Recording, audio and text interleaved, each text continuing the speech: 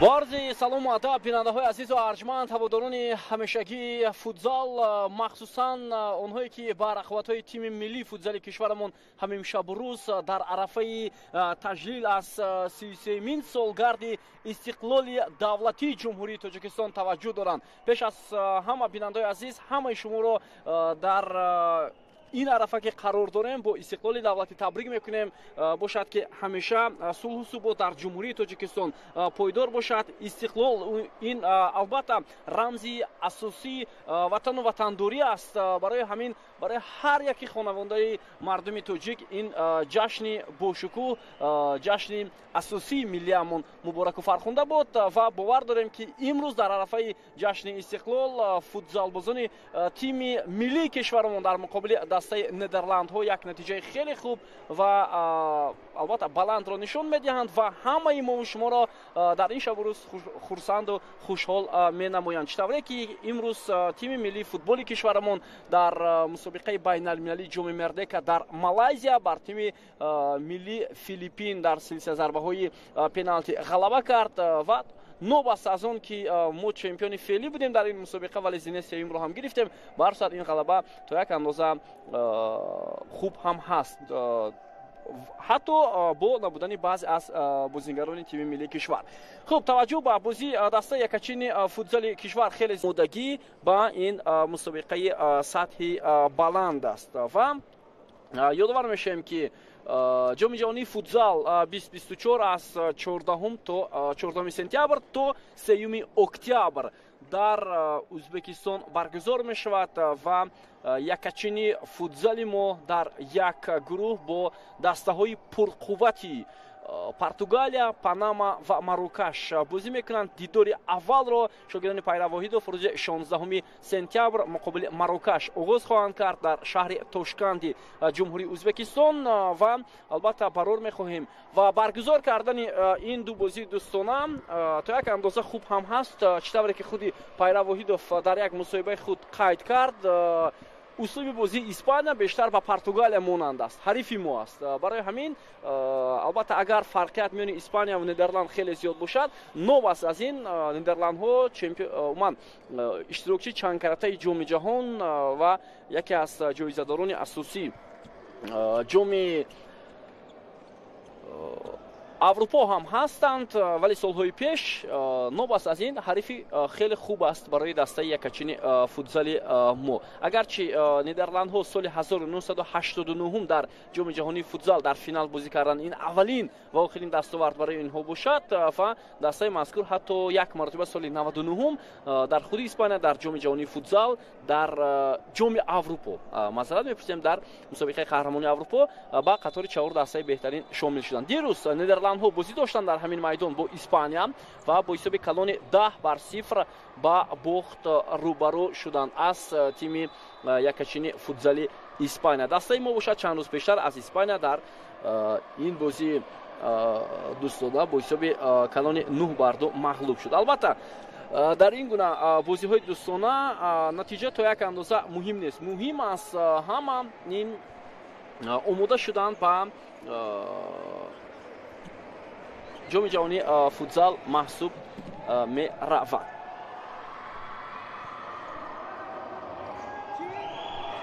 خب در مورد هیئت دسته یکچین تاجیکستان و ندرلند برای شما نگفتیم بیننده عزیز. حالا البته پنجگانه هر دو دسته رو برای شما معرفی میکنیم و نگفته نماند که بعد از این رقابت ها دسته ما قریب چند روز وقت دارد و عازم جمهوری ازبکستان خواهد شد. والا ببینید چگونه یک امکانیت خوب برای دسته ما و بهترین فرصت بود که بازیگران ما از آن خوب باید استفاده می‌بردند و اونجا دیدیم که دروازه‌بانی دسته ندرلند هم خیلی خوب درخشید و این وضعیت رو برطرف کرده توانست.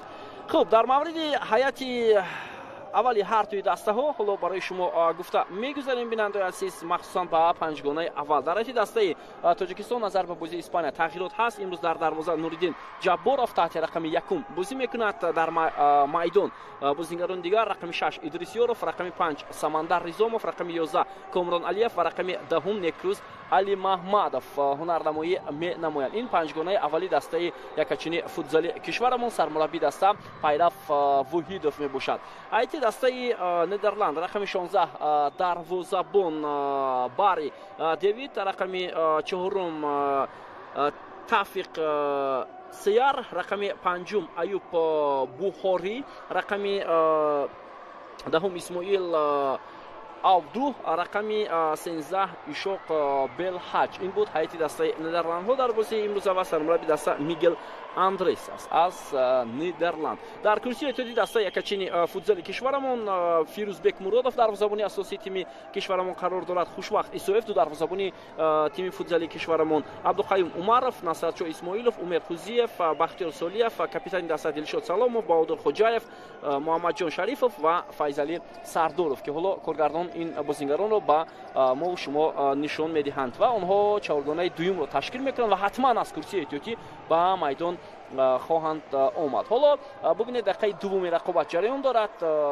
البته این بازیگران میتوانند شاید یک دقیقه دیگر بازی کنند و بسیار امکاناتی خوب تو وارد دروازه ندرلند میشود. دوستان ارجمند در دقیقه دوم رقابت کامران علیف با پای چپ دروازه دسته ندرلند رو نشان میگیرد و به این ترتیب حساب رو در رقابت امروزه باز میکند. و ببینید چگونه موقعیت بود. دروازه‌بان دسته ندرلند نتوانست موفق شود، تو به پای او رسید و بعداً وارد توری دروازه شد. خیلی امکاناتی خوب بود و بازیگران ما از آن خوب استفاده برده توانستند. ندرلند هرچند دسته اروپایی است اما از روی سطح و صفت شاید یا نتیجه هایش با تیم ملی ما برابر شده نتواند ولی به هر صورت دسته اروپایی است. در چند مسابقه قهرمانی جهان هم اشتراک کرده است. ولی نظر به بازی های انتخابی چمپیونات اروپا که قبلا برگزار شده بود و آنها ماه سپتامبر سال گذشته اشتراک کرده بودند، تغییرات ها در این دسته دیده می شود و آخرین مسابقه سطح بلند که این دسته اشتراک کرد سال 2022 چمپیونات اروپا بود که آنجا دسته در یک گروه از گروه به هدف دیگر رخصت گرفته نتوانست. در جام جهانی اخیر هم اشتراک نکرد سال 2021 و آخرین بار سال 2000 آنها در جام جهانی فوتزال اشتراک کردند ولی در نهایت کار برگشتند به جام جهان و این سال هم آنها در جام جهان اشتراک میکنند و یک فرصتی دیگر در یک گروه با ازبکستان، پاراگوئه و کوستاریکا. البته انتخاب کردن دسته تاجیکستان هم برای بازی دوستانه از جانب ندرلند خوب است چون که ما همیشه با ازبکستان بازی های رسمی و دوستانه انجام میدیم. قریب که وقتی اخیر در 100 بازی کرده ایستادیم. شاید از این چیز خوب استفاده میبرن بازیگران ندرلند و حساب برابر میشود. در دقیقه سوم رقابت بازیگر رقم 4 توفیق سیار موفق میشود که دروازه ما را رخ نکند از یک عکس الحمله دسته نیدرلند ها و موفق هم شد. بازیگری دسته ایندخوون نیدرلند هست. ببینید چگونه پاس از مرکز اجرا شده است با این بازیگری دسته فوتزال نیدرلند و از این چیز خوب استفاده برده توانست. توفیق چیار نام اساسی او. خب حالا در هیئت دسته ما بازیگران به میدان آمدند. بهادر خوجاєв تحت رقم 7، رقم 9 فیضعلی سردورов، رقم 14 کاپیتان دسته دلشاد سلامов و بازیگری رقم 8 محمد جان شریفов. یعنی بازیگران اساسی هستند نظر به اون چهارگانه که اول اشتراک کرد و پس فیضعلی سردورov از کاپیتان دسته ندرلند نمیگذارد. در هیئت دسته ندرلند ها اما بازیگران احتیاطی به میدان آمدند. بعضی اونها پورا هر چهار بازیگر عوض نشد، بعضی اونها عوض شدند از جمله خودی کاپیتانی دسته و اکثر بازیگران دسته нидерланд синни солашон то ба ҷое расидааст. Масалан худи Тавфиқ Чияр ки ҳоло ба задани гол даст ёфт 34 сол дорад, вале дар сатҳи тими миллии футзали кишвараш ҳунарнамоӣ карда истодааст. Сардоров, Бодир Хоҷаев, бозигузори бисёр хуби бозингарони мо. Муҳаммадҷон Шарифов, фурсат барои дастаи мо, вале монеа мешаванд бозингарони Нидерланд. Муҳаммадҷон Шарифов имконияти хеле хуб дошт барои анҷом додани як ҳамлаи бисёр хуб ҷониби дарвозаи ҳариф. бия таваҷҷӯҳ мекунем ба ҳамин вазъият. ҳоло зарбаи кунҷӣ, идомаи ҳамлаи бозингарони мо, вале пас аз ҷониби Дилшод Саломов ҳам хуб набуд, вале тӯбравои бисёр олӣ, бисёр олӣ аз сӯи шогирдони Пайрав Воҳидов анҷом мешавад. Хоҷаев,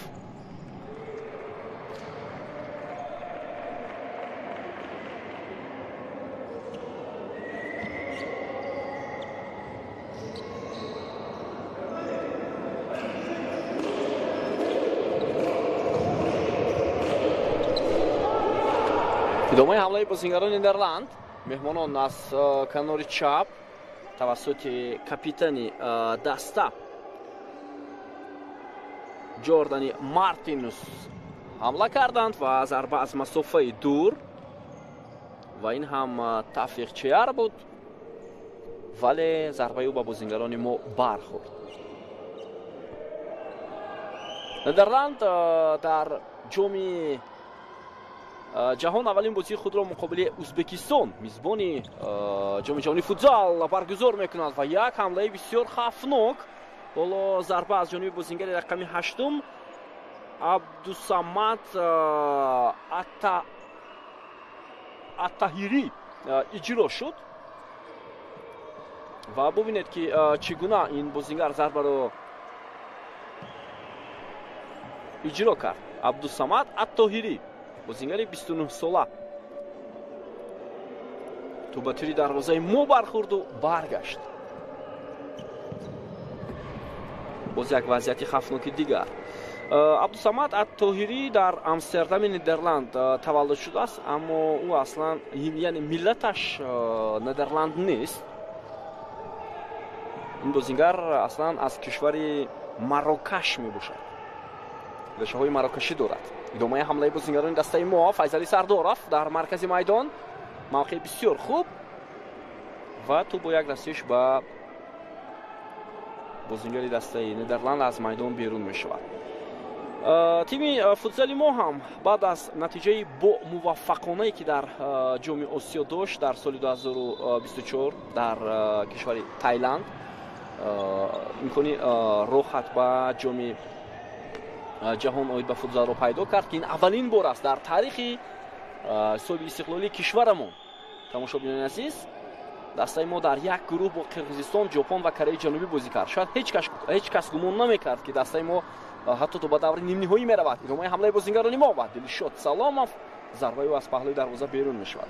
вақте дастаи мо дар бозии аввал Кореяи ҷанубиро мағлуб кард, дар бозии дуввум ҳарифи принсипиалии азалии мо бо тими мо рӯбарӯ шуд.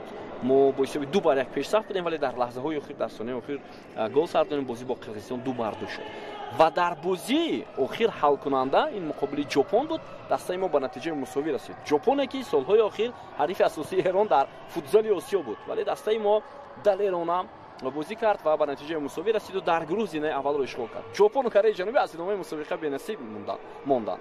ва ҳоло бубинед як ҳамлаи дигари мо, имконияти бисёр хуб.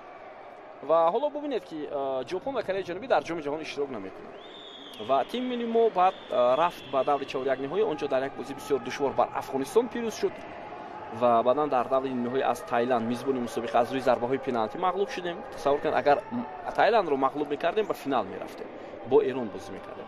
вале баъдан албатта барои зинаи сеюм ҳам мубориза бурдем бо Узбекистон ва онҷо ҳам дар як бозӣ баробар аз рӯи зарбаҳои пеналти бо ҳисоби 3-1 мағлуб шуд. дастаи мо имконият барои бозингарони мо ва аз ҳама беҳтар шояд фурсат барои иҷрои зарба буд барои Самандар Ризомов, вале ӯ тӯбро ба Идрис Ёров ирсол кард. ادامه حمله بازیگران ما و باز یک حمله دیگر.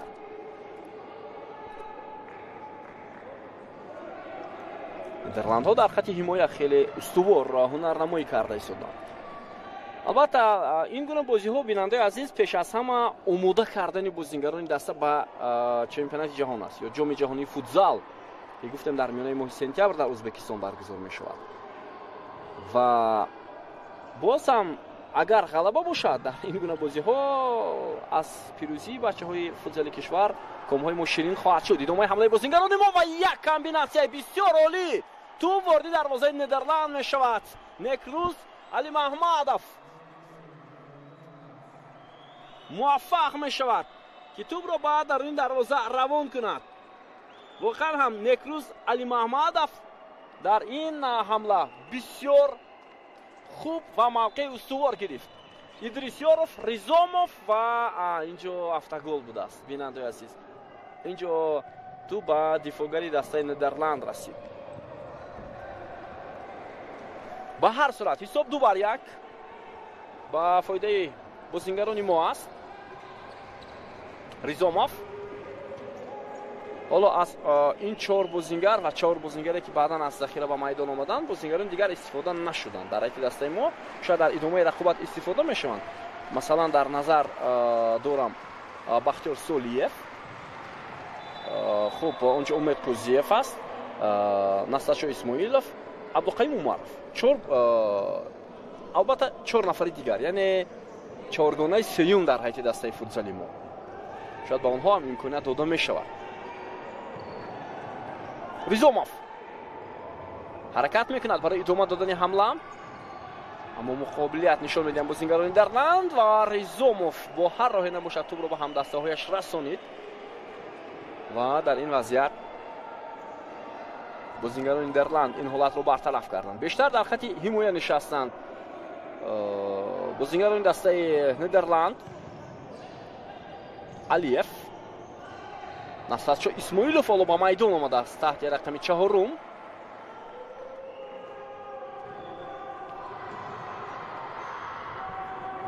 ادامه حمله بازیگران ما معذرت در خط دفاع می‌نشینند بازیگران ما و نیدرلند ها حمله میکنند. اکنون توپ را با بازیگران ما علیف، ریزوموف خیلی دشوار است وقتی حریف هم فشار می آورد. حالا ببینید در دروازه ما فیروز بیک مرادوف نیست و اینجا نوریدین جباروف قرار دارد.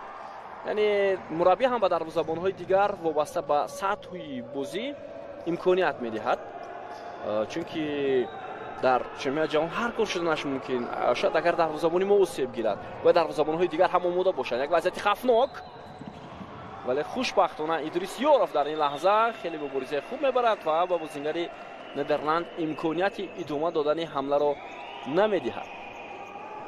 فوتبال یک نمودی ورزشی است که تیز حرکتی، خیلی زود خلاصه برآوردن مهم است.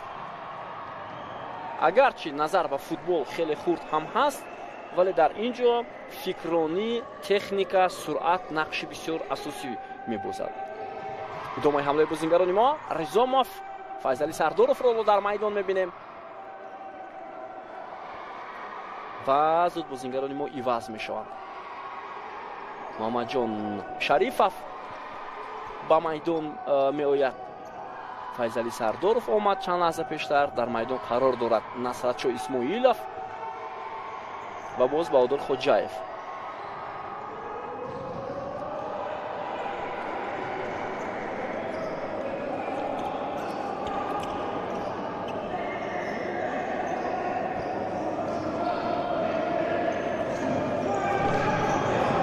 و یک امکانیت خوب برای بازیگران دسته ما. ضربه محمد جان شریفov ولی توپ بلندتر از دروازه از میدان بیرون می شود. سرداروف هم اینجا محمد جان شریفov ضربه زد و پدری او را نشان میدهند. سابق دروازه‌بان دسته یکاچین فوتزالمان، یکی از دروازه‌بان‌هایی که در تیم فوتزال کشور رکورد گذاشته است از شروع شماره بازی‌ها تا حال نتیجه او را کسی تکرار نکرده است و فکر میکنم مثل мирали шарифов ки воқеан ҳам нобиғаи футзали мо аст, ҳоло боз наслҳои дигар ҳам пайдо шуда истоданд. ва воқеан Фирӯз Бекмуродов бо ҳунарнамоияш ҳоло як иштибоҳ аз ҷониби бозингарони мо вақтҳои охир дар албатта ҳолати хеле хуб қарор дорад, ҳарчанд дар бозиҳои дӯстонаи дигар иштирок надошт. вақте тими футзали мо дар Қазоқистон ду бозии дӯстона анҷом дод, онҷо чанд бозингари тими мо набуд. ҳамлаи бозингарони Нидерланд бартараф мешавад. зуд бозингарони тими миллии мо ба ҳамла мегузаранд. Файзали Сардоров ва паси ӯ ҷониби капитани даста Дилшод Саломов буд.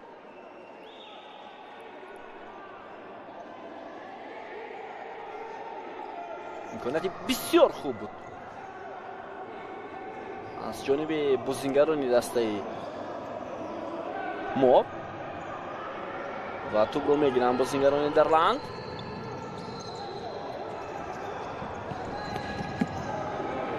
албатта солҳои охир футзал дар кишвар баъд аз агар хато накунам солҳои 2010-11 дар кишвар футзал хеле рушд карда истодааст. хеле рушд.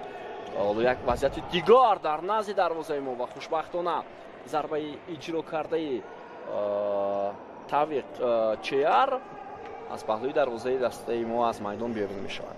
ва мо чемпионати дохили худамонро дорем, ҷоми кишварро дорем ва чанд мусобиқаҳои дигар. тими миллиимон дар сатҳи хеле хуб қарор дорад, аммо як мушкилӣ ҳаст ки фикр мекунам дар оянда бояд ҳатман бартараф карда шавад. ин набудани мактабҳои футзал, яъне дар ҳамин нави варзиш мо мактаби футболи кӯдакону наврасон надорем, ки ин агар албатта дар оянда аз ҷониби мураббиёну масъулин роҳандозӣ нашавад, дар дастаи калонсолон, масалан дастаи якачинамон хеле мушкилӣ пеш меоварад. савр кунед, шояд 5-8 сол пас ин насл ҳоло фаъолияти худро ҳам ба анҷом мерасад ва синни солашон то ба ҷой мерасад ва наслҳои оянда бояд лозим ҳастанд. Сардоров бисёр хуб тӯбро мегиранд бозингарони мо ва метавонанд ба аксул ҳамла раванд. Файзали Сардоров ва зарбаи хуб ҳам зад. Инҷо бо як техникаи баланд Файзали Сардоров зарбаро иҷро кард ва тӯба аз паҳлӯи дарвозаи Нидерланд аз майдон берун шуд. бетаваҷҷӯҳ мекунем паси Муҳаммадҷон Шарифов ҳам бисёр олӣ буд, бо паҳлӯи пой тӯбро ирсол кард. Файзали Сардоров тӯб ба дасти Муҳаммадҷон Шарифов расид ва довар Сӯроб Сатторов аз Тоҷикистон аст. ягона доваре ки ҳоло дар сатҳи Осиё аст. Сӯроб Сатторов ин бозиро доварӣ карда истодааст. Сафарали Маҳмадализода ёрдамчи ӯ аст, ӯ ҳам аз ҷумҳурии Тоҷикистон. ва Абубакр Маҳмадов довари дигар, довари сеюм ва довари Сония Санч Комрон Хайруллозода дар бозии имрӯз аст.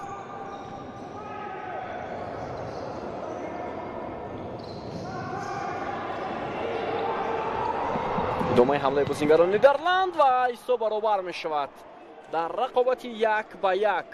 бозингари рақами 10 дастаи Нидерланд Исмоил Уабдуч муваффақ шуд ки дарвозаи тими моро рах накунад ва ҳисобро 2-2 намояд.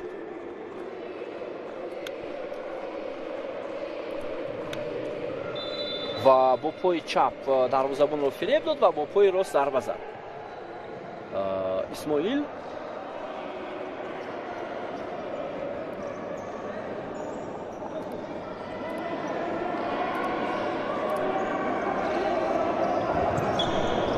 ҳоло Нидерландҳо ҳамла мекунанд.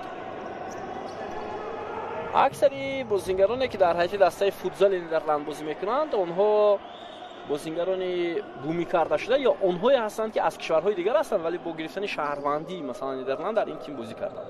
худи Исмоил Уаду ҳам яке аз ҳамон бозингароне аст. як вазъияти хафноки дигар ва хушбахтона тӯб аз паҳлӯи дарвоза аз майдон берун мешавад ва маҳз Исмоил Уаду ин зарбаро иҷро кард. бозингари 29 солаи нидерландӣ. ӯ дар шаҳри Утрехи Нидерландия таваллуд шудааст, вале аз оилаи марокашиҳо, яъне решҳои кишвари Марокаш дорад.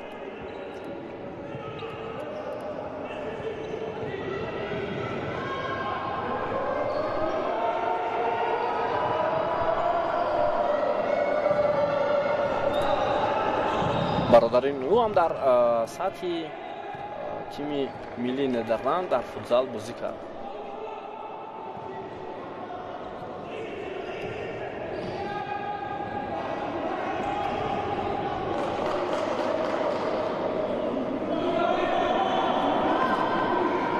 خب وقت تو فرجام نیمه اول خیلی زیاد است. تماشاگران عزیز، حساب 2-2.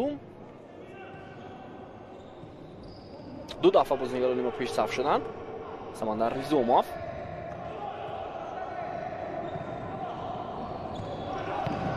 نصرتشاه اسماعیلوف.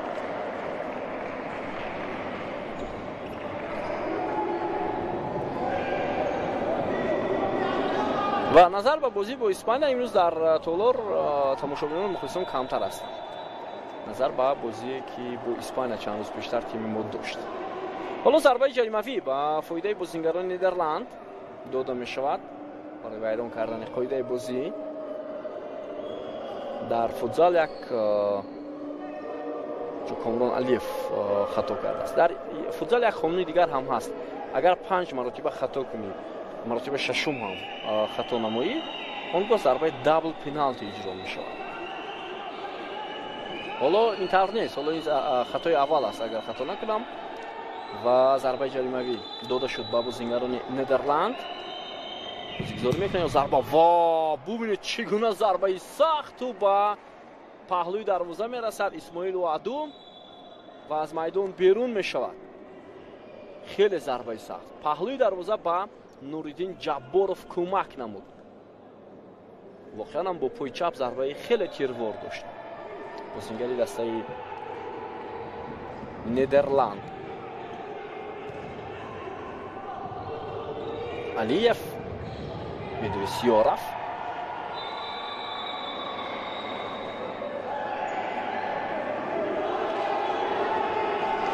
خطا از جانب بازیگر دسته نیدرلند بود.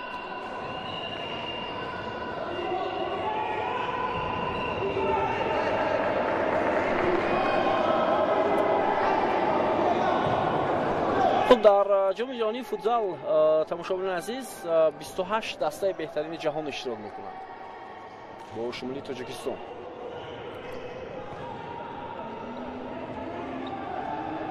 ادامه حمله بازیکنان نیدرلند.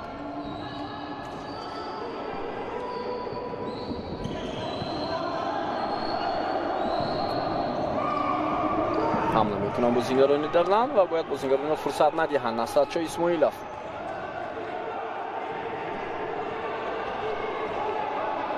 امکانیت ادامه دادن حمله است. سمندر ریزوموف ضربه های خوب هم دارد این بازیگر ولی ضربه نزد. اسماعیلوف، ادریسیوروف، کامران علیف، گزارش علیف، ضربه از همین موقع میدان. اسماعیلوف، پس بسیار خوب بود. اکنون بازیکنان نیدرلند حالا حمله های خود را انجام میدهند.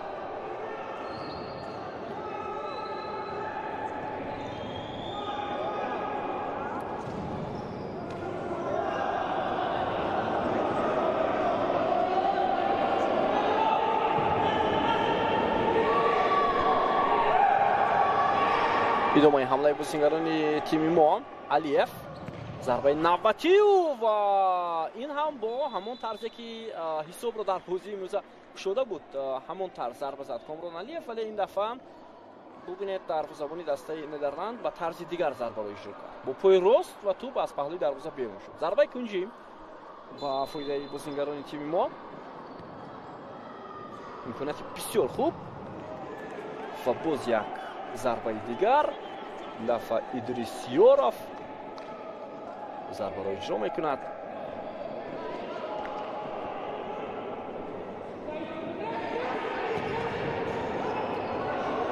اکنون بازیکنان نیدرلند حالا میخواستند با حمله جوابی روند. مرتبه خیلی بلند تو از میدان بیرون میشود. در جام جهانی فوتزال 24 دسته بهترین جهان با 6 گروه تقسیم شدند. در قطار البته این تیم ها دسته هایی که اولین بار هم در این مسابقه اشتراک میکنن هستند: افغانستان، تاجیکستان و زلاندیای نو، فرانسه. 4 دسته اولین بار در جام جهانی فوتزال اشتراک میکنند.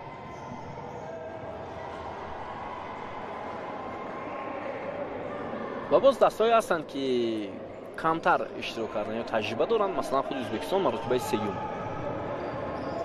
سیوم اشتراک میکنند در جام جهانی فوتزال. انگولا مرتبه دوم، لیبیا مرتبه سیوم، خود مراکش مرتبه چهارم. حریف ما در مرحله گروهی. پاناما هم مرتبه چهارم حریف ما در مرحله گروهی. ونزوئلا که در گروه دیگر است مرتبه دوم. خرواتیا هم مرتبه دوم. قزاقستان مرتبه چهارم. توبروی بازیگران نیدرلند.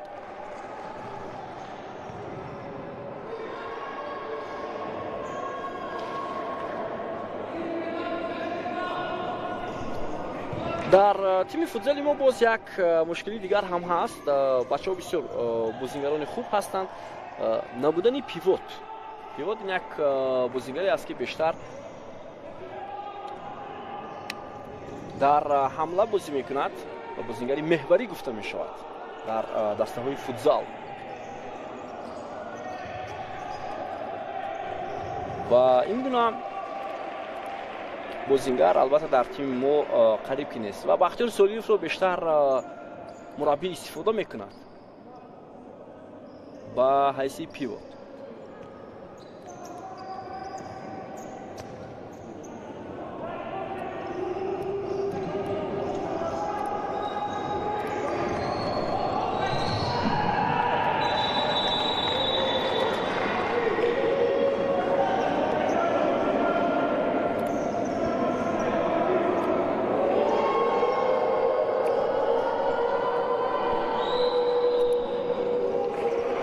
دقیقه 17 رقابت نزدیک شده ایستاده است. بیننده عزیز حساب 2-2 بازی دوستانه دسته های ملی فوتزالی تاجیکستان و نیدرلند.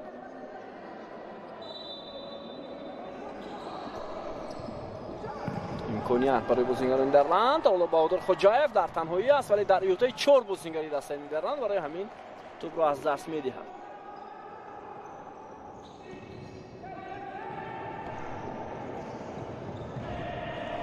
پیوت در فوتزال نقشی بسیار کلان می‌بازد.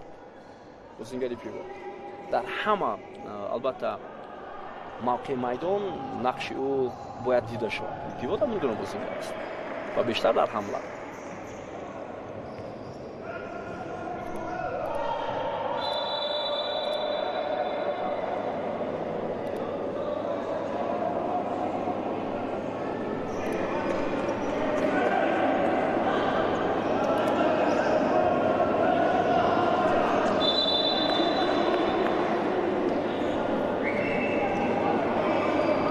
سلام مفولو در مقابل بازیگری دسته نیدرلند خطا کرد و ضربه جریمه‌ای داده می شود.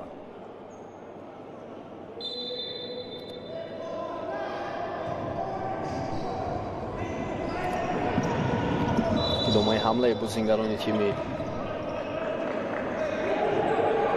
نیدرلند هم به نتیجه به پایان رسید و اینجا تایم اوت گرفته شد یا نه؟ تایم اوت گرفته شد از جانب سرمربی تیم فوتزال کشورمون پیرو واحدوف.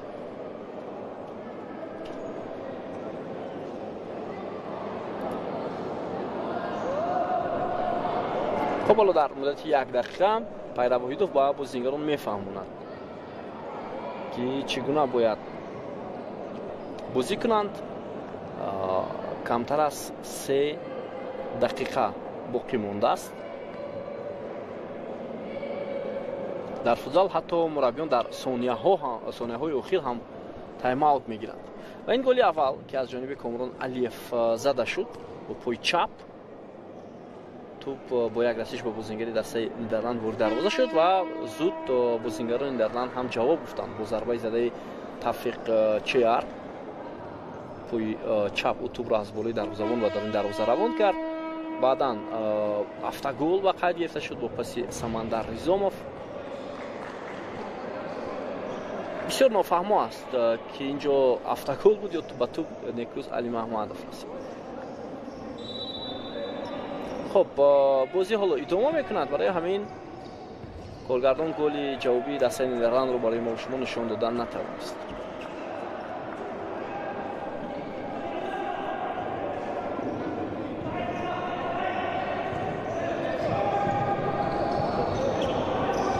علیف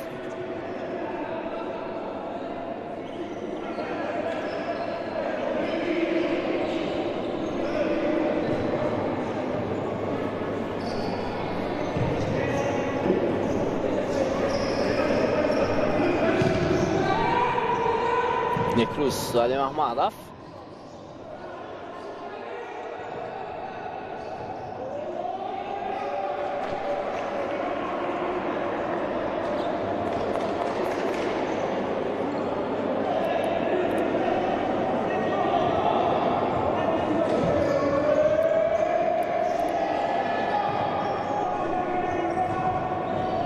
ادامه حمله بازیکنان نیدرلند. یک ضربه سخت دیگر و امکانات بسیار خفناک در نزد دروازه ما. اگر پس توفیق چهر هم با استفاده خوب از جانب بازیکن دیگر نیدرلند انجام میشد برای دروازه‌بان ما خیلی دشوار می‌گفت. رسا 2 دقیقه دیگر باقی مونده است بیننده عزیز.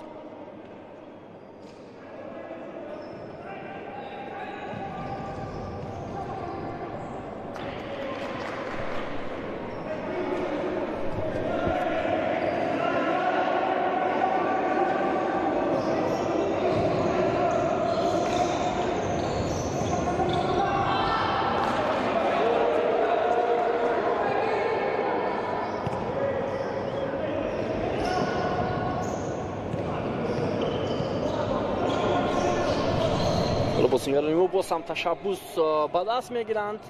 نیکروس علی محمدов و ضربه او خیلی هم بلند از بالای دروازه نیدرلند از میدان بیرون میشود. وضعیت خفناک و نوریدین جبارov این ضربه را بر میگرداند. دروازه‌بان دوم دسته منتخب فوتزالی ما. اصلا دسته های فوتزال هم ریتینگ دارند بیننده عزیز و همیشه فهرستی جایگیرشوی دسته ها در فیفا هم نو می شود.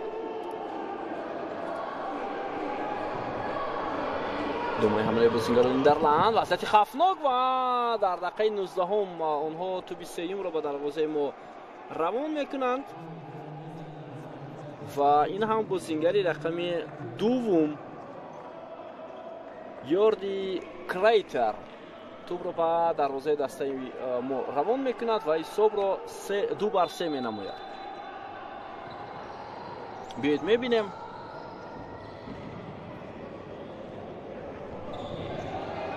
و در زمانی ما نتوانست این ضربه را برگرداند.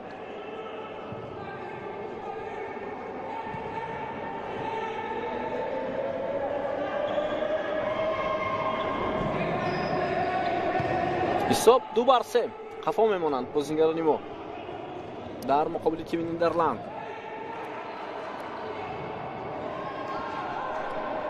در فهرست نوی که بود دسته ما در زینه 42 در میان تیم‌های بهترین فوتزالی سیاره قرار دارد.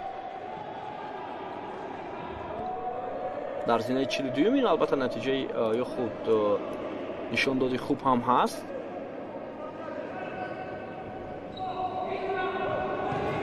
حالا ادامه حمله بازیکنان تیم ما و خطا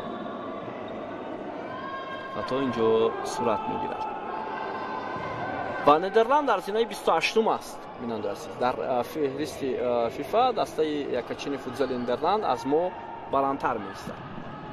اسپانیا که چند روز پیشتر دسته ما بازی دوستانه انجام داد با حساب 9-2 مغلوب شد.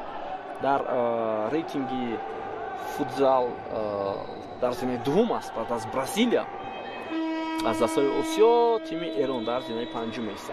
خب وقت به انجام رسید بیننده عزیز، با حساب 2-3 نیمه اول جمع بحث می شود و شما را قسم دوم انتظار است. هیچ چیز از دست نرفته است برای دسته ما و فکر میکنم حالا در تنفس مربیان سخنهای لازمه را به فوتبال بازان میگویند و حتما در نیمه دوم بازی ما باید بهتر شود از روی نتیجه. ما رو تکمیل کنید بیننده عزیز، بعد از چند لحظه برمیگردیم با نیمه دومی رقابت.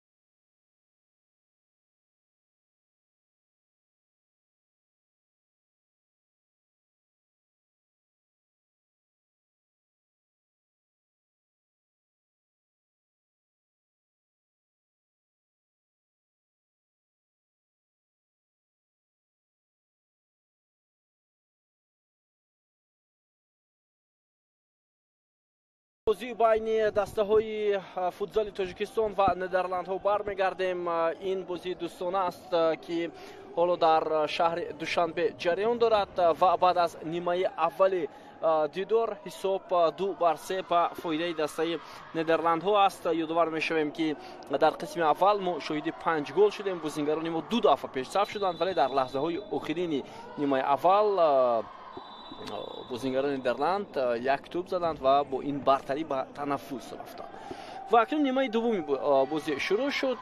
حالا میبینیم که در هیئت دسته ما اندکی تغییرات به نظر میرسد و فرصت داریم که شما را بار دیگر با هیئت اساسی هر دوی تیم در رقابت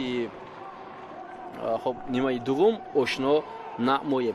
خب در نهایت کار با دروازه ما فیروزبک مرادوف می آید، دروازه‌بانی که تجربه بازی رو حتی در میدان دارد و در میدان بازی دارند محمد جان شریفов، بازیگر رقم 8 دسته ما، بازیگر رقم 12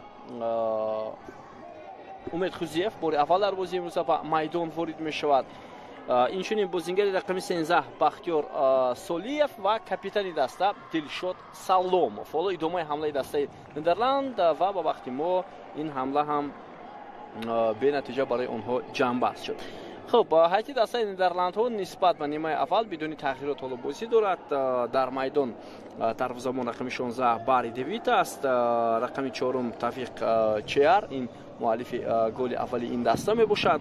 بعدا رقم 5 ایوب بخوری، رقم 10 اسماعیل اوادو و رقم 13 اشاق بلحج هنرنمایی دارند در دیدار امروز. سرمربی دسته ندرلندها میگل آنورس است. سرمربی دسته ما باشد پیرو واحدوف. داور در میدان سوراب ستاروف و همچنین سفرعلی محمد علی زاده. هر دو هم از تاجیکستان هستند، یکی از ترسنزاده، دیگری از شهر دوشنبه. این بازی رو داوری کرده ایستادند. دقیقه اولی نیمه دوم رقابت بیننده عزیز، حالا میبینیم که بازیگران ما چگونه برتری نشان میدهند در مقابل بازیگران تیم ندرلند، چون که لازم است برای بازیگران ما بازی خود را بهتر خوبتر کنند و یک نتیجه خوبی را در مقابل این حریف به دست آورند. سلسله بازی های دوستانه در دوشنبه با اشتراک دسته های اسپانیا، تاجیکستان و ندرلندها جریان دارد. ما بازی اول را با اسپانیا با حساب کلان با باخت انجام دادیم 2-9 و دیروز باشد ندرلندها دیروز در همین میدان در مجمع ورزشی کوخ المپی شهر دوشنبه در نزدیک ورزشگاه مرکزی پایتخت کشورمان بازی کرد و اسپانیا با حساب 10-0 بر تیم ندرلندها پیروزی به دست آورد و سلسله بازی دوستانه برای اسپانیا جنبست شد. و امروز البته بازی تاجیکستان و ندرلند آخرین بازی دوستانه است. حالا وضعیت خفناک و فیروزبک مرادوف ببینید که چگونه مهارتی به نهایت عالی نشان میدهد. پس زود با بختیار سولیف ارسال شد و پس دقیق هم بود از جانب دروازه‌بان ما از دروازه بیرون آمدن و مهارتی بلندی برگرداندن توپ رو انجام دادن هم این کاری آسان نیست. در میدان حالا بازیگران دیگر کامران علیف، سمندر ریزومов دو نفری اینها را دیدیم و باز ادریسیوروف، نصرتشاه اسماعیلوف در میدان بازی دارند. اسماعیلوف پس به کنار چپ، ولی اینجا کسی نیست. یا کامران علیف میتوانست حرکت کند یا سمندر ریزومов.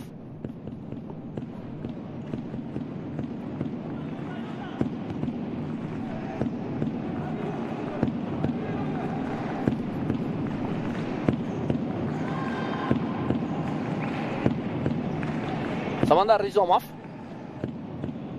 اسماعیلوف، ریزومов و بازیگران ندرلند حالا مبارزه میبرند. اسماعیلوف باید تلاش کند و فیروزبک مرادوف این وضعیت رو برطرف مینماید. ادامه حمله بازیگران ما ادریسیوروف، فرصت هست، ضربه ادریسیوروف و توپ خطا میرود. ضربه خطا میرود. اصلا بسیار یک بازیگزاری خوب هم بود از سوی بازیگران ما.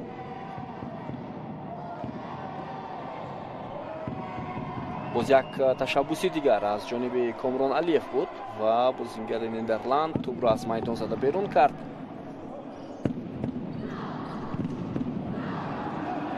зарба бо якрасиш ба пӯи бозингари Нидерланд ҷониби дарвозабон Барри Девид рафт. боз тӯбравои даватии дигар Алиев ва зарбаи ҷаримавӣ ба фоидаи бозингарони мо наздиктар ба дарвозаи дастаи ҳариф бисёр хуб аст ва фикр мекунам ки аз лиҳози истифода бурдани зарбаҳои ҷаримавӣ ҳам бозингарони мо аз сӯи сармураббии тим як тактикаи хуберо ҳам доро ҳастанд, яъне бозигузорӣ. ба капитани дастаи Нидерланд ҳоло корти зард нишон дод довар. хуб, дар назди тӯб Насратшоҳ Исмоилов, Идрис Ёров қарор доранд ва ҳарду машварат мекунанд ки бояд зарбаро чӣ гуна иҷро намоянд. Насратшоҳ Исмоилов пас медиҳад ва инҷо зарбаи Алиев ба пӯи бозингарони Нидерланд бармехӯрад. Фирӯз Бекмуродов таҷрибаи ҳамчун нафари панҷумро ҳам бозӣ кардан дорад. ҳоло бубинед аз маркази майдон зарба мезанад дарвозабони тими футзали мо. дар нимаи аввал ӯ дар курсии эҳтиётӣ буд ва дар қисми дуввум ба майдон омад. Фирӯз Бекмуродов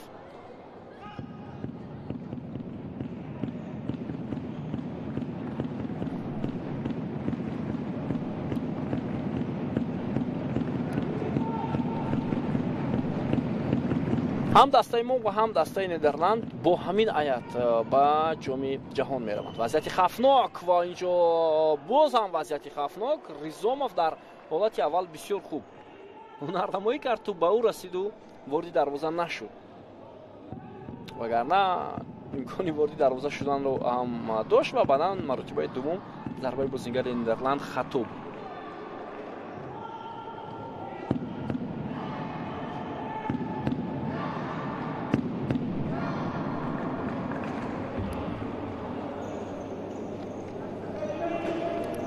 хуб, агар мо бинандаи азиз натиҷаи баромадани дастаи Нидерландҳоро ба ин мусобиқа таваҷҷӯҳ кунем, ҳоло бинед чӣ гуна имконияти хуб барои бозингарони мо ва беҳтарин фурсате буд ки Ризомов дошт барои баробар кардани ҳисоби бозӣ. ва метавонед дар майдон ҳоло аксар бозингарони дастаи футболи хуҷанд қарор доранд, барои тамошои ин бозӣ омаданд. дирӯз онҳо дар муқобили Истиқлол бозӣ доштанд ва ғалабаи таърихӣ ҳам карданд ки аввалин бор дар таърихи худ дар сафар муқобили Истиқлол ғалаба карданд. аввалин бор.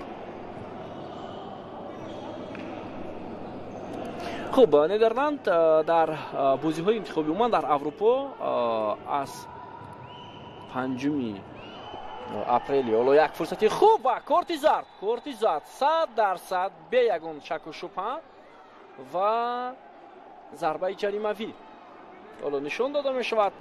Абдусамад Ат-Тоҳирӣ ҳоло аз пироҳани Комрон Алиев дошт. Комрон Алиев метавонист як ба як барояд бо дарвозабон. Сараввал ӯ мехост аз пой афтонад Алиевро, баъдан аз пироҳанаш дошт.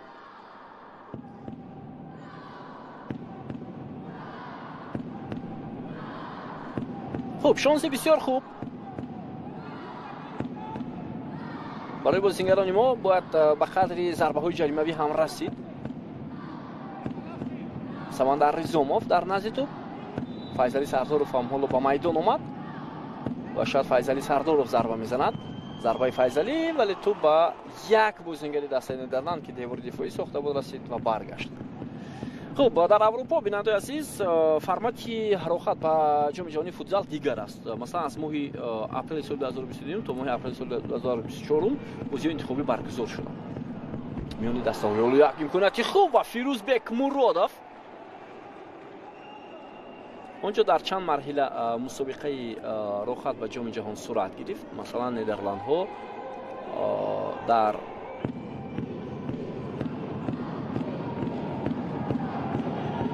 марҳилаи дигари рақобатҳо иштирок карданд. аз рӯи феҳрист ё мавқеъ дастаҳои пурқувват дар марҳилаи дуюм иштирок мекунанд ва Нидерландҳо ҳамин гуна буданд. дар як гурӯҳ онҳо бо як зарбаи дигари Фирӯз Бекмуродов, бозингарони дигар ки ҳоло ташаббус нишон надода истоданд. Фирӯз Бекмуродов инак 3 зарбаи пайҳам иҷро мекунад ҷониби дарвозаи Нидерландҳо. و با اومدن او با میدان شماره بازیگران ما زیادتر میشود، هرچند این ریسک هم هست. و ندرلندها در یک گروه و به این ترتیب ندرلندها اصلا در قطار بهترین دسته‌های زینه دوم، یعنی زینه نهم رو کسب کردن. اونجا 12 دسته زینه دوم بود، زینه نهم رو کسب کردن و به مرحله دیگری بازی انتخابی رفتن که اونجا بر مالدووا غلبه کرد تیم ندرلند با حساب 11-3.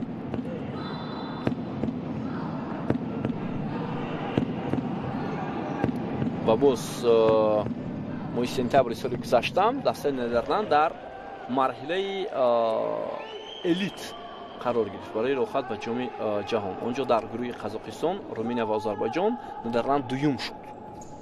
حتی آذربایجان که خیلی پرقوت شده است وقتی اخیر.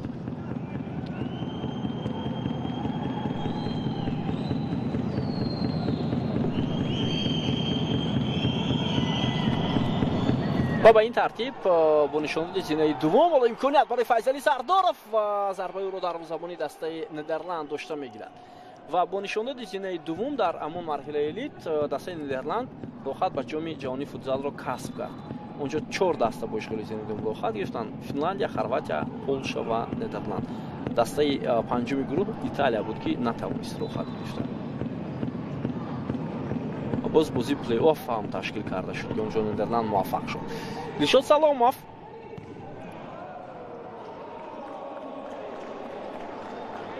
خیلی نزدیک شده ایستادن بازیگران ما برای برابر کردن حساب رقابت. باید در زودترین فرصت جواب گویند به گل زده بازیگران ندرلند وگرنه دیر می شود. وقتی نفر پنجم رو با میدان آوردن نیست خیلی بر وقت است، ولی اگر حساب همین طرف باقی ماند و ضربه بازیگر ندرلند رو فیروز بکمرودوف برمیگرداند و اینجا قریب بود اشتباه قریب بود، ولی وقتی او توپ با یک رسیدگی به پای بازیگر ندرلند از میدان بیرون میشود. و اگر حساب همین گونه مثلا تا دقیقه 15 ادامه کند امکانی نفر پنجم رو با میدان آوردن وجود دارد. نفر پنجم شما میدونید با پیرانهای دیگر با میدان میآید، در حالتهای ضروری در دروازه، در حالتهای درکاری در خط حمله و نردبانی میکنند.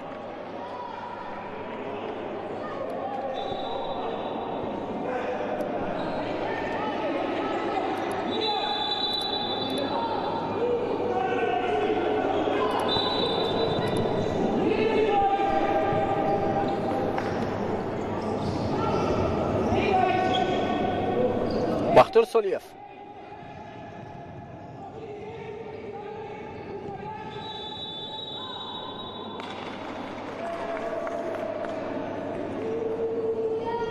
چه اشاره می شود اینجا؟ خطا از جانب بازیگران ما بوده است، اشاره میکنند داور.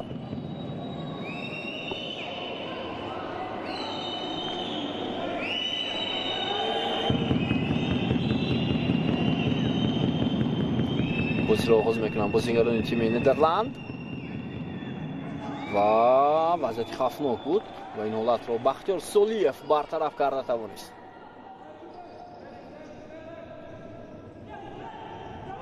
امکانیت نوبتی برای بازیگران ندرلند و ضربه با تیری دروازه ما برمیخورد. بازیگران ندرلند هم بسیار زیاد تلاش کرده ایستادند.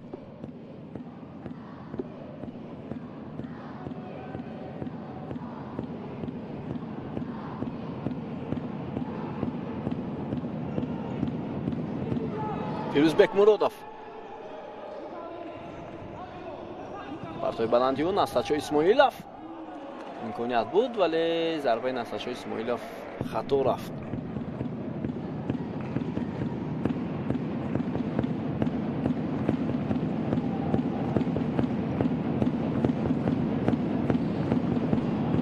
بازیگران ندرلند حالا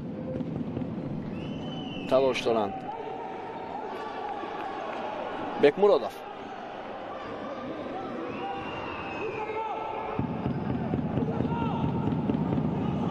ادامه حمله بازیگران دسته ما و ادریسیوروف این دفعه از مسافه دور ضربه میزند جانب دروازه دسته ندرلند ها و دیدیم که ضربه چگونه сахт ҳам буд. Ёров боз имконияти навбатии дигар барои ӯ ва тӯб аз паҳлӯи дарвоза берун мешавад. хеле имконияти хуб.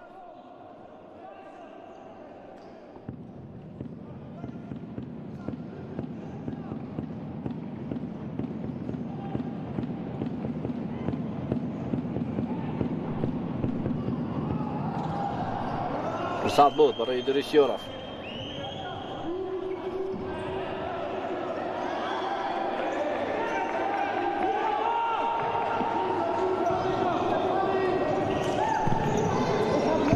Насратшо Исмоилов.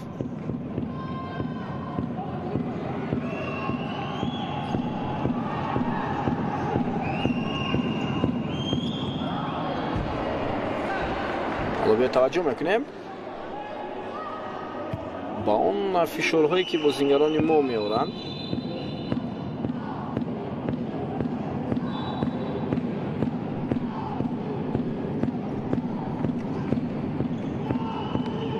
аксҳамлаи бозингарони Нидерланд бенатиҷа ва андаке саросимагӣ дар Самандар Ризомов буд. имконияи хуби ба аксҳамла рафтан вуҷуд дошт.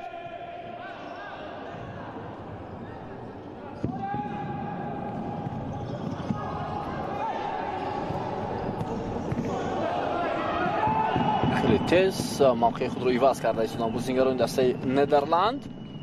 ҳунарнамои бисёр олии бозингари рақами 10 ин даста Исмоил Уаду буд. Ёров вале партови Фирӯз Бекмуродов амдаки суръати баланд ҳам дошт ва дарвозабони дастаи Нидерланд ин дафъа боз ҳам сейф мекунад. албатта назар ба оғози уман давраи оғози солҳои 2000 футзали мо андаке касбӣ ҳам шуд. он замон дар мусобиқаи қаҳрамони осиёву ҷаҳон иҷоза буд ки бозингарони дастаҳои футбол дар дастаҳои футзал бозӣ кунанд. масалан он замон футболбозон дар ҳайати дастаҳои футзали мо бозӣ мекарданд, вале натиҷаи хуб ҳам ба даст оварданд. масалан соли 2007 қариб буд ба ҷоми ҷаҳонро хат гиранд, аммо муваффақ нашуданд. соли 2007 бисёр бозингарони хуб ҳам он замон дар ҳайати дастаи футзали кишварамон бозӣ мекарданд. сармураббии он вақтаи тими футзали мо Дамир Камолиддинов буд. дастаи мо дар як групп бо ҷопон соли 2007, Гонконг, Филиппин қарор гирифт. дар даври 4-1 ниҳоӣ ҳамон вақт дар як бозӣ баробар аз Ӯзбекистон мағлуб шуданд ва бозингарони хуб ҳам доштем дар ҳамон давра. ҳатто Рустам Хуҷаев сармураббии феълии дастаи Хуҷанд дар дастаи футзал бозӣ мекард. он замон Шерзод Ҷумаев буд, Алишер Улмасов буд, Фирдавс Файзуллоев буд, Дилшод Восиев ҳатто як замон дар дастаи футзаламон бозӣ мекард. Ахтам Назаров ки ҳоло капитани тими миллии футболамон аст. хуб Увайдо Давлатбеков он замон, дарвозабонҳо Мирали Шарифов, Анвар Мирзоев хеле зиёд буданд. ҳайати дастаҳои бозингароне ки дар ҳайати дастаи футзали кишварамон бозӣ мекарданд. ман дар назар дорам ҳамун солҳои аввали соли 2000 ва то соли 2019. соли 2005 ҳам дастаи футзали мо хеле хуб баромад кард. дар групп зинаи аввалро ишғол кард. он ҷо Тайпей Чин буд, Қатар ва Кореяи Ҷанубӣ. баъдан дар даври баъдӣ он замон ду марҳила дошт чемпионати Осиё. тими мо дар марҳилаи баъдӣ дар як групп бо Ӯзбекистону Қирғизистону Кувайт буд, вале аз групп баромада натавонист. соли 2005.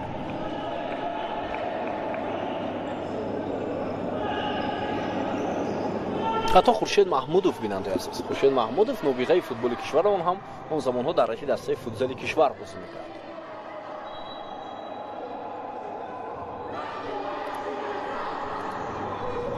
идомаи ҳамлаи бозингарони мо бояд имконият пайдо шавад. ҳоло як фурсат ҳаст. зарба аз масофаи дур ва дарвозабон берун аст. дарвоза бо даст بیرون از جریمه‌گاه، معذرت، بیرون از جریمه‌گاه با دست توپ رو برگردانید. بیاید متوجه میشیم به لحظه تکرار خوجاєв و حالا دوربین‌های ما خیلی تیز حرکت میکنند، حتی در برابر سرعت فوتزال و نتوانستیم خوبتر این لحظه رو دیده، ولی معلوم بود. بیاید از این زاویه میبینیم، از این زاویه خوبتر است دیدن همین لحظه. بله، بیرون از جریمه‌گاه دروازه‌بان دسته نیدرلند قرار داشت و ضربه آزاد زده می شود که این نه ضربه 10 متر است، مثلا نه ضربه 6 متر. کورتی سرخ اینجا با کاپیتانی دسته نیدرلند نشان داده شده است. دوبار با کاپیتان دسته نیدرلند کورتی سرخ نشان داد. یوردان مارتینز و ضربه پنالتی با فایده بازیگران ما. فیصلی سردارов در نزد توپ، حالا ضربه زده می شود، با گل انجام می یابد. حساب 3-3 بیننده عزیز در دقیقه 12 نیمه دوم رقابت. فیصلی سردارov از ضربه پنالتی حساب رو برابر می کند. بار دیگر بیا توجه میکنیم در روزا تو با دست کاپیتانی دست نیدرلند هم رسیده است. اکنون حالا طبق قانون‌های فوتزال میبایست بازیگران نیدرلند با شماره کمتر بازی کنند. حالا فیروزبک مرادov دروازه ما را از گل می نگاه می‌دارد و طبق قانون‌های فوتزال همین گونه بود. ولی این بازی دوستانه که هست، فکر میکنم پیش از بازی‌ها با دسته ها با موافقه رسیده است که در صورت کارت سرخ حتما نفر چهارم میتواند باعث بازی ذخیره به میدان آید. اما در ببینید چمپیونات آسیا، چمپیونات جهان اجازت نیست. این قانون‌های فوتزال همین گونه است. 2 دقیقه باید بازیگر کارت سرخ گرفت. مربی حق ندارد که بازیگر احتیاطی رو با میدان آورد به جای او. بعد از 2 دقیقه اجازه.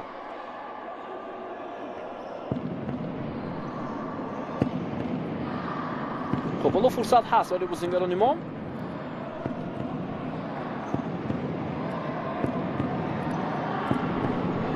ضربه فیروزبک مرادov و اینجا با دسته ما ضربه کنجی می آورد.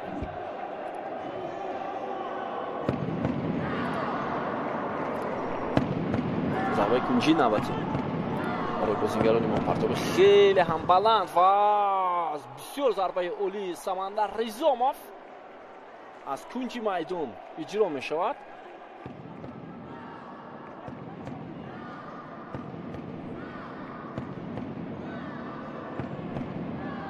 خیلی ضربه خوب اجرا شد.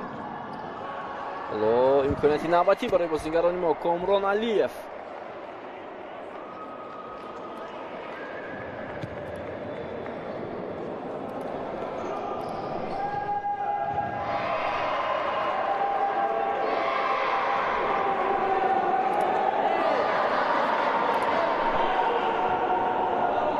مخلصان اشدی فوتبال ما امروز در میدان قرار دارند.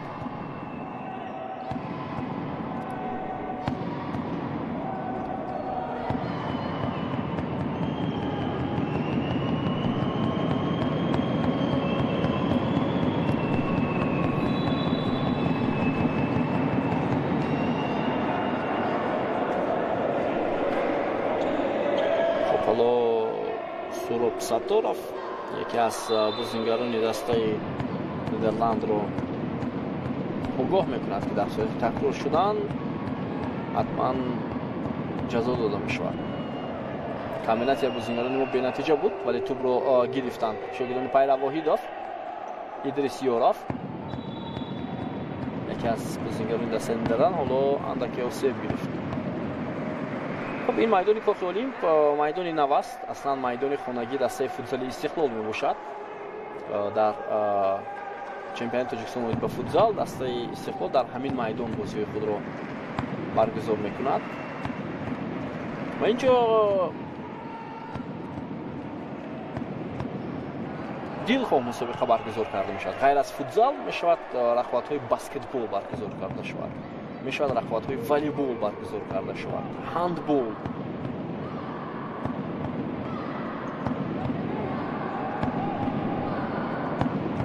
ва бозингарони хуҷанд гуфтем ҳоло дар экранҳои мо шумо буданд.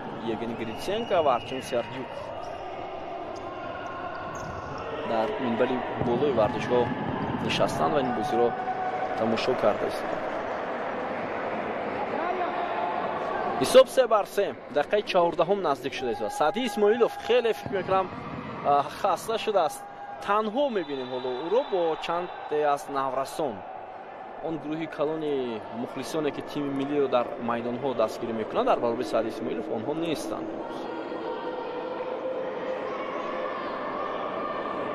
ин мувзӯъ пагоид аст бинандаи азиз дар Тоҷикистон. барои ҳамин бисёриҳо ман фикр мекунам ҳоло дар назди хонаводаҳои худ шояд дар баъзе минтақаҳо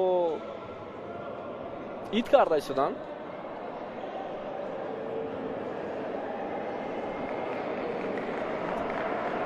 Идрисёров корти зард мегирад ва зарбаи ҷаримавӣ барои тими Нидерланд.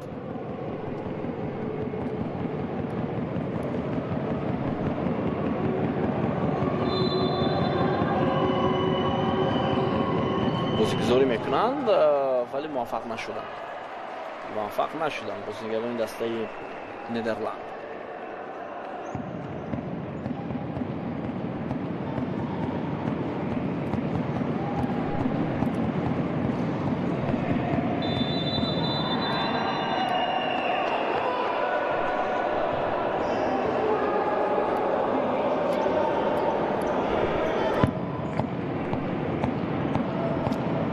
маълум мешавад ки техникаи инфиродии бозигарони Нидерланд ҳам хеле ва хеле баланд аст, вале испаниҳо дирӯз бидуни шонс бар дастаи Нидерланд, яъне умуман шонс надоданд, ғалаба карданд. умуман Испания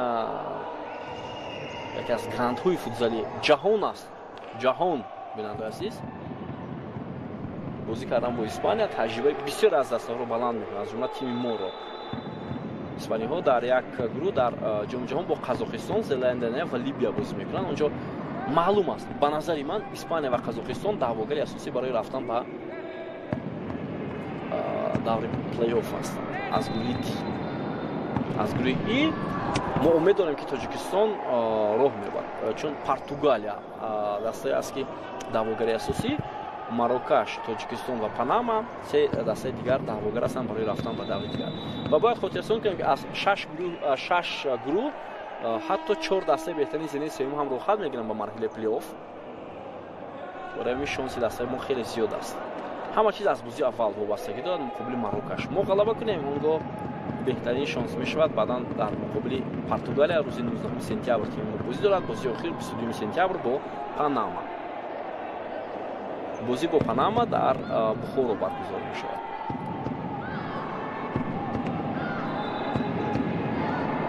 خب ضربه جریمه‌ای با فایده بازیگران ما فیصلی سردارов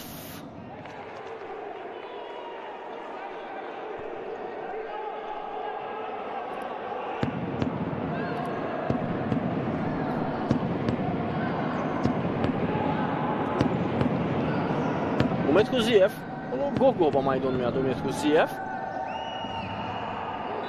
سولیف برخورد و فکر میکنم بختیار سولیف خطا کرده است. اینجا مربیان دیگری دسته نیدرلند ها برای ما و شما نشان داده میشوند. تعداد مربیان دسته نیدرلند ها هم خیلی کلان است.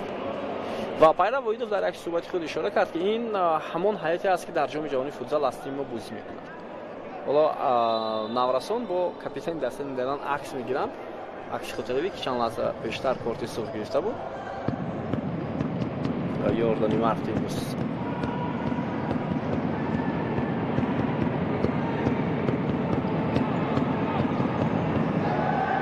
To prawo bozingaro timi Nederland.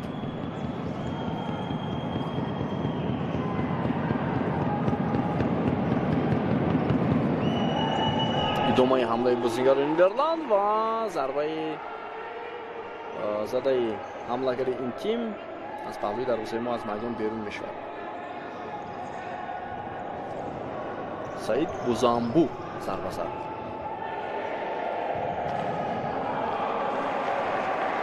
و قسم زیادی بازیگران دست نیدرلند بازیگرانی هستند که از مراکش هستند اما در نیدرلند تولد شدند، یعنی ریشه‌های مراکشی دارند.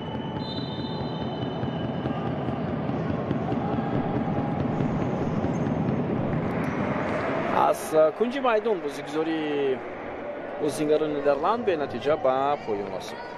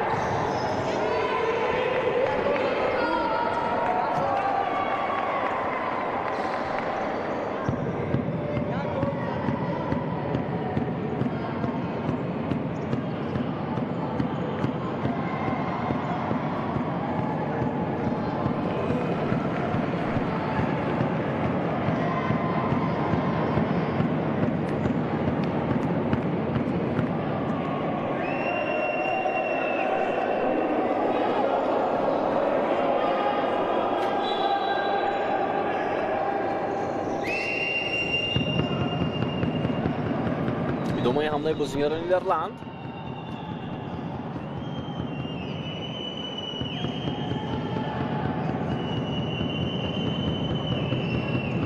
خیلی زیاد حرکت کرده شدند حریفان ما و اندکی خطا میکند ایوب باوخاری. ادامه حمله بازیگران ما و بسیار فرصتی خوب بود برای امید کوزیف. اکنون ضربه کنجی و حالا بازیگران ما مشورت میکنن شاید یک بازیگزاری انجام دهند. پرتاب فیروز بکمرودوف را ببینید چگونه عالی، خیلی پرتاب عالی بود از جانب بکمرودوف. فیضلی سردارف،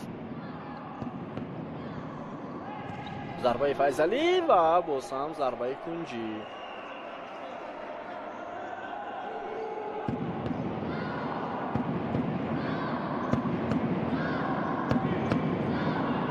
فیضلی سردارف ضربه رو در زمین دست نیدرلند داشته میگیرد.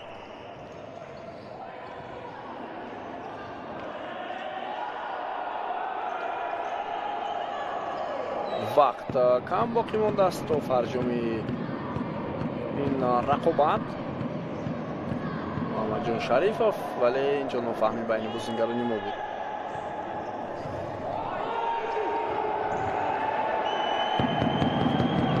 ادامه حمله بازیگران نیدرلند. آنها در لحظه آخرین در نیمه اول گل زده بودند. گذشته از این بازیگران ما در بسیاری بازی‌های خود در لحظه آخرین گل سر می‌دهند. حالا فیضلی سردارف فرصتی بسیار عالی ولی او را از پای می‌افتانند. داور ضربه جریمه می‌دهد و کارت زرد و بازیگر رقم 5 دسته نیدرلند ایوب باوخاری.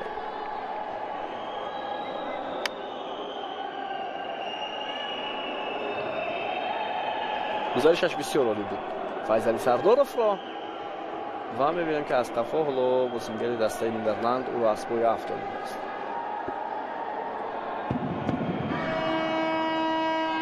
تایم اوت سرمربی تیم ما میگیرد.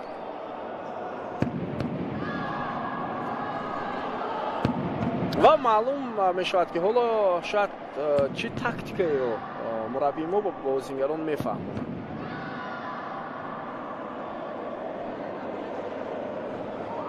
اینجا سرمربی دسته نیدرلند هم از این فرصت استفاده برده، حالا دستور داده است و پیرو واحدوف شاید وابسته به ضربه جریمه‌ای یا شاید عموما به بازی حالا دستور داده است، ولی من فکر میکنم بازیگران ما که امکانی زدن ضربه جریمه‌ای رو پیدا کردن خوب میشد که یک بازیگزاری انجام دهند از این حالت.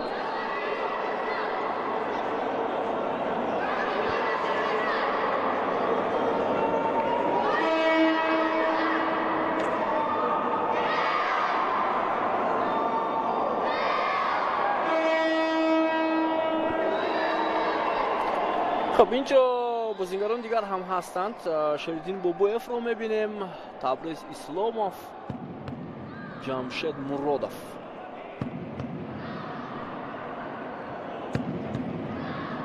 بازیگران دسته های فوتبال کشور ما.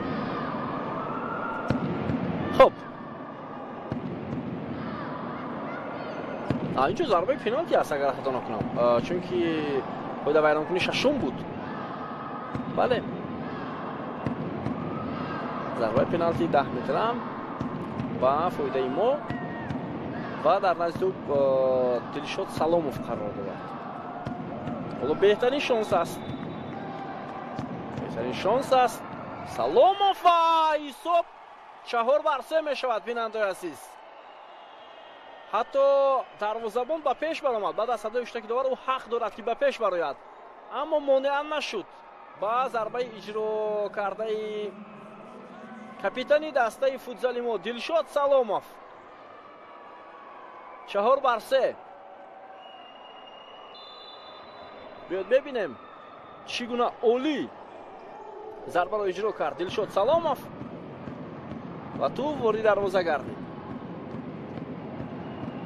4-3 برتری خیلی هم خوب در بازی دومی دوستانه مقابل تیم نیدرلند. اکنون زیاد فشار می‌آورند بازیگران نیدرلند، مانع باید شوند بازیگران ما. کمتر از 3 دقیقه دیگر باقی مانده است. هرچند نیدرلند اسپانیا هم نیست ولی دسته اروپایی است، تجربه خیلی بلند دارد. پیروزی به بازیگران ما یک انگیزه علاوه‌ای می‌بخشد.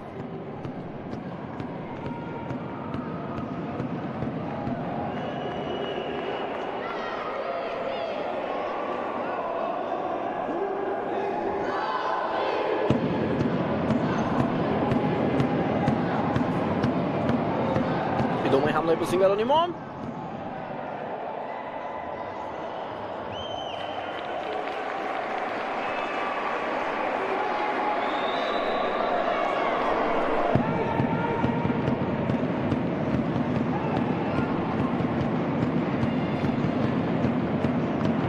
فیروزبک مرادوف فشار می آورند با او بازیگران تیم نیدرلند.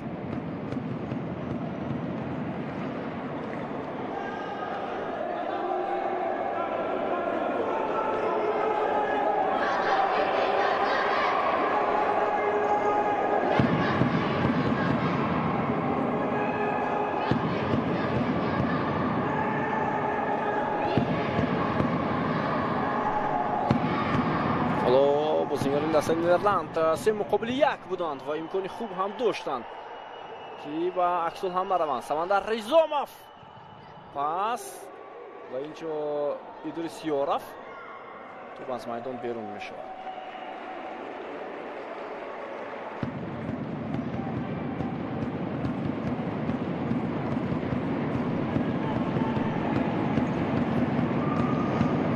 دو دقیقه دیگر باقی مانده است.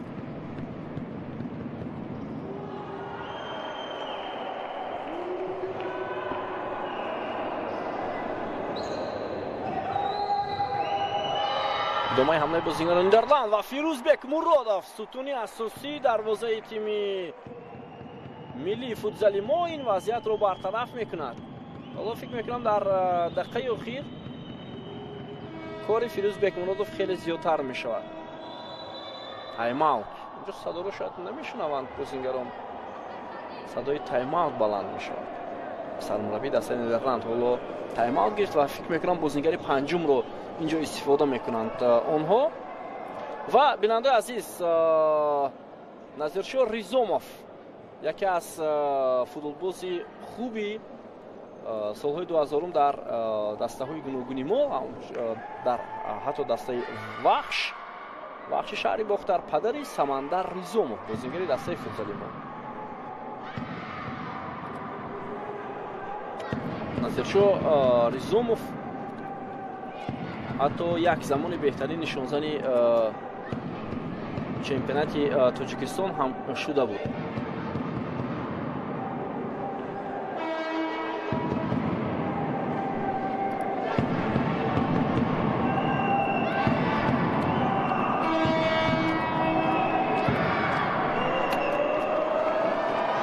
خب زیاد از 1 دقیقه دیگر تو فرجام این رقابت باقی مانده است.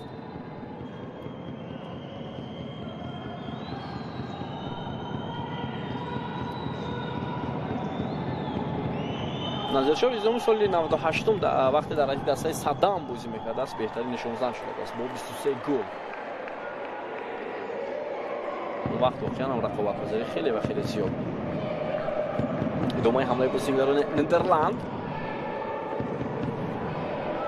بازیگران ما بیشتر در خط حمایت قرار گرفتند. کامران علیف این دفعه مبارزه میبرد.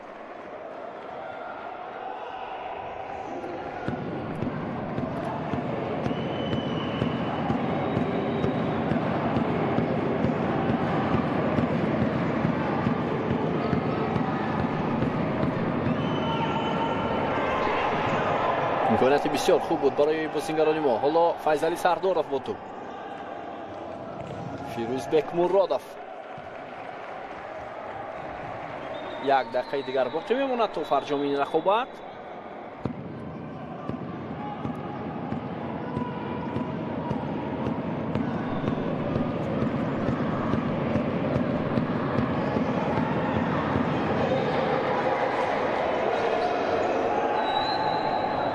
برای بازیگران تیم نیدرلند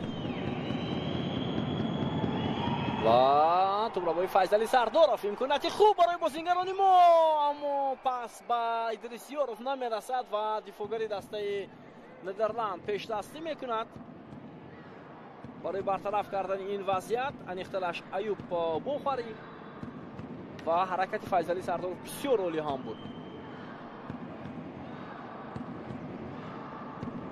ثانیه های با شمال باقی مانده است. سلامov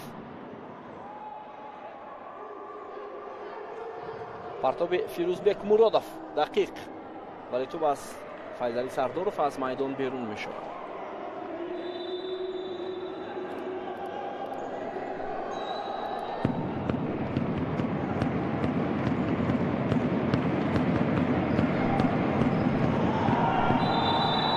و خطا از جانب دیلشاد سلامov.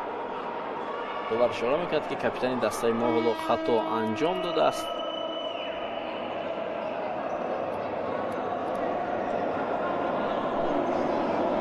و ضربه جریمه‌ای برای بازیگران تیم نیدرلند.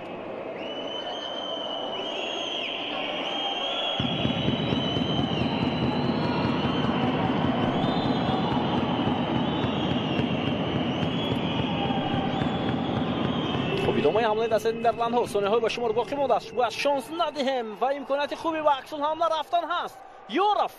یوروف اینجا نباید و خطا راه دهند بازیگران ما. فیضعلی سردارov و وقت به انجام رسید. بیننده عزیز تیم فوتزال ما در یک بازی دوستانه در بازی اخیر دوستانه پیش از رفتن به جام جهانی فوتزال بر تیم نیدرلند با حساب 4-3 غلبه به دست می‌آورد و در این شب و روز که ما تمام کشور جشن استقلال رو جشن می‌گیریم این یک تحفه خیلی ارزشمند است هرچند بازی دوستانه هم بود و اکنون دسته ما بعد از چند روز به پایتخت ازبکستان سفر می‌کند برای شرکت در جام جهانی فوتزال اولین بار و حتما پیگیر میشویم بازی‌های دسته فوتزال کشورمان را حتما مخلصی میکنیم که دسته ما در قطار بهترین تیم‌های جهان در جام جهانی فوتزال قرار بگیرند و البته تشکر میگویم به نیدرلند و اسپانیا که به دوشنبه آمدن پایتخت ما و در بازی‌های دوستانه اشتراک کردند و به همه شما بینندگان عزیز 33مین سال جشن بازگشت ما به استقلال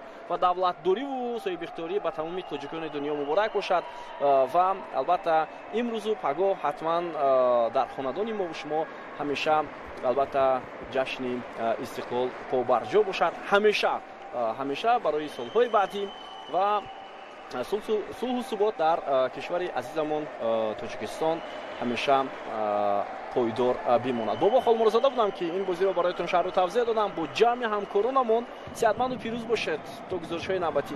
خیر.